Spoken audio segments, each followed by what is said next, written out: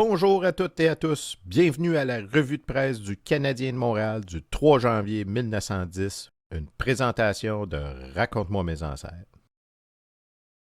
On se souvient que le 31 décembre, on apprenait que le Renfrew avait refusé le challenge des Ottawa pour le tournoi de la Coupe Stanley.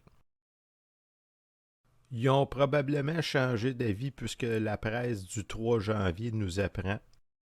Les employés du département de l'Intérieur où travaillait Taylor avant son engagement avec Renfrew lui ont présenté samedi une valise comme marque de leur estime et lui ont dit qu'ils espéraient le voir avant longtemps porter de nouveau les couleurs du club Ottawa. Ah, tant d'amour pour ce Taylor, que les Ottawa ont informé ce dernier qu'ils l'inviteront à leur banquet de la Coupe Stanley au printemps. Taylor de répondre que le banquet de la Coupe Stanley aura lieu dans le nouvel hôtel de M. O'Brien à Renfrew. On est à 2 jours du 5 janvier 1910, jour du match d'inauguration de la National Hockey Association, où le Cobalt rendra visite aux Canadiens de Montréal au Jubilé. Alors, on commence à en parler pas mal dans les journaux. Comme dans le Canada, on nous mentionne qu'il est notoire que l'alignement présent du Canadien est formidable et que le Cobalt n'aura la besogne aisée de vaincre ce septet formé de joueurs triés sur le volet.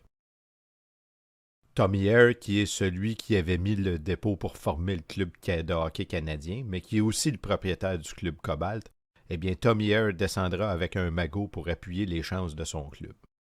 Bon, qu'est-ce qu'il va faire avec ce magot? Ça, c'est pas mentionné. Comme le 3 janvier, on nous rapporte ce qui s'est passé les 1er et 2 janvier, et vu que c'était congé, il ne s'est pas passé grand-chose. Aucune mention du dossier Pitt. Alors, je veux profiter de cette courte vidéo-là pour remercier les gens qui partagent les vidéos. Moi, juste pour vous dire que je suis pas tant en avance sur vous, là. Je lis les journaux, je trouve des petits bouts intéressants, puis j'ai comme principe que si ça m'intéresse, ça pourrait intéresser d'autres mondes. Donc, ce que je fais, c'est que je vous le formate, puis du mieux que je peux, puis je vous livre cette information-là sur YouTube. Alors, tout ça pour dire que dans ce projet-là, les meilleurs en marketing, c'est vous qui faites ça en partageant. Encore une fois, merci. Qu'est-ce qui va se passer dans le dossier Pitre?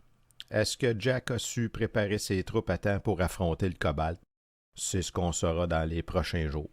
On se revoit dans une prochaine vidéo pour la revue de presse du 4 janvier 1910. Jack, le violet black, vite, vite, vite, vite, en passant par New Zealand, on a des jambes à l'ombre, on met les